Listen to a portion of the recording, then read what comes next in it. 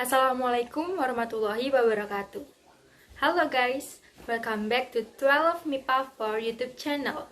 Today, I am Agistya Haninta Pramudia, absent number 3, will provide the result of a K-drama review that I watched a few weeks ago. The title of the K-drama that I will review is Alchemy of Souls, Season 1. Before that, don't forget to subscribe this channel, like and comment. Okay guys, let's go. So, Alchemy of Souls is K-drama written by the Hong sister, and the genre is romance, comedy, political, historical, and fantasy. The main actor is Lee Jae-wook, Go Young-jun, Hwang Jung-so-min, Hwang Min-yoon, and Shin Seung-ho. Alchemy of Souls is unlike many K-dramas out here. In a years that brought us 10 numbers of love dramas from Asia, Alchemy of Souls definitely sticks to its guns and delivers an enthralling and intersection blend of fantasy and romance. Spread across 20 episodes, the show actually does a decent job harking in an age of politics and magic, with the best part of Goblin, adult chronicles, and general C-drama epics working in tandem. But yet, the show also falters in some key areas too, holding this back from being a better now. The story is deep. In the fictional country of Daeho, erased from maps and deemed to be invisible, the country play host to a number of young mages who study magic, split across 4 different houses. All of this is set on the foundation of the past, which include an elite assassin named Naksu, whose soul is trapped inside the body of Mudok. A servant to Jang-wook, Jang-wook happens to be from a powerful and noble family, Songrim, and Jang-wook holds a dark secret about his birth, which will be linked to a forbidden magic spell called the Alchemy of Souls.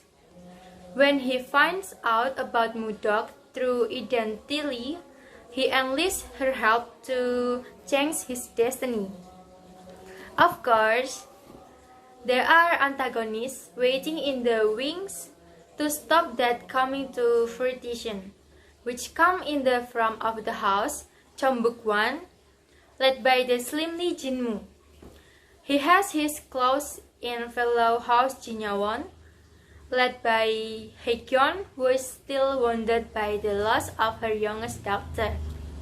The overseeing power about this house comes in the form of the royal family, led by King Go Soo-ho, who has more than a few skeletons in his closet.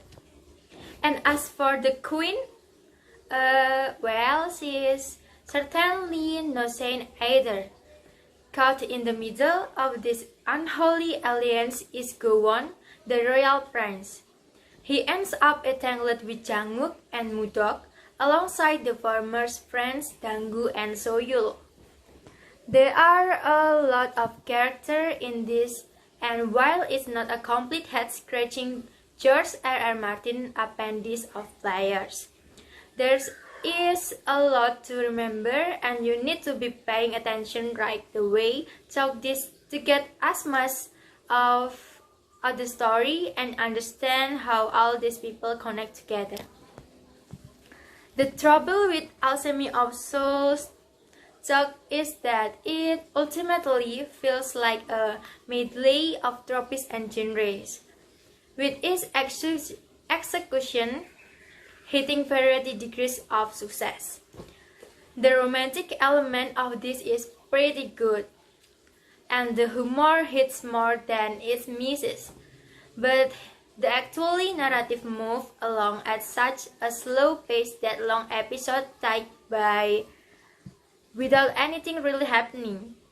When the story does get moving, with an exciting couple of episodes to finish this off, a number of country friends and plot holes crop up, souring the experience.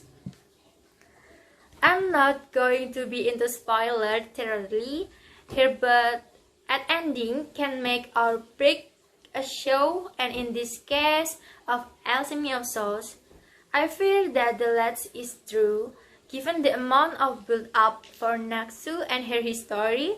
Saying the badass heroine not get the amount of epic skin she so rightly deserves is a bit disappointment. Thankfully, the show does have some good action and a decent amount of character development that evens out some of the disappointment. As mentioned before, the romance is probably the best part of this, and the show is certainly enjoyable. Despite its flaws, Alchemy of Souls may have started with a bang, but it ultimately ends with a whimper, which is a real shame. Alchemy of Souls is directed, written, and played by several talented people in the project. It has proven that South Koreans dapat yet another stone to enter a new era in Korean drama. It's breathtaking, fresh, and new. They did an excellent job in the story, plot, acting, cinematography, and CGI. Although I find it unsatisfying how the writer carries Mudo character, it feels like there are a lot of unfinished explanation for her in the storyline. Starting from episode 17 to 18, it feels like the writers are still confused about how to carry the whole series. Then suddenly, and in episode 19, everything moves so fast because they need to end season 1 of this show.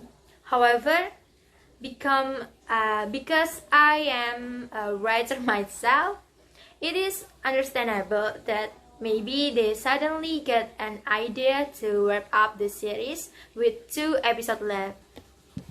Honestly, I have no problem with this ending. It is acceptable that it's tragic and sad because it's still a historical drama. Plus, I get to see Jung So-min's action skins. That's so cool.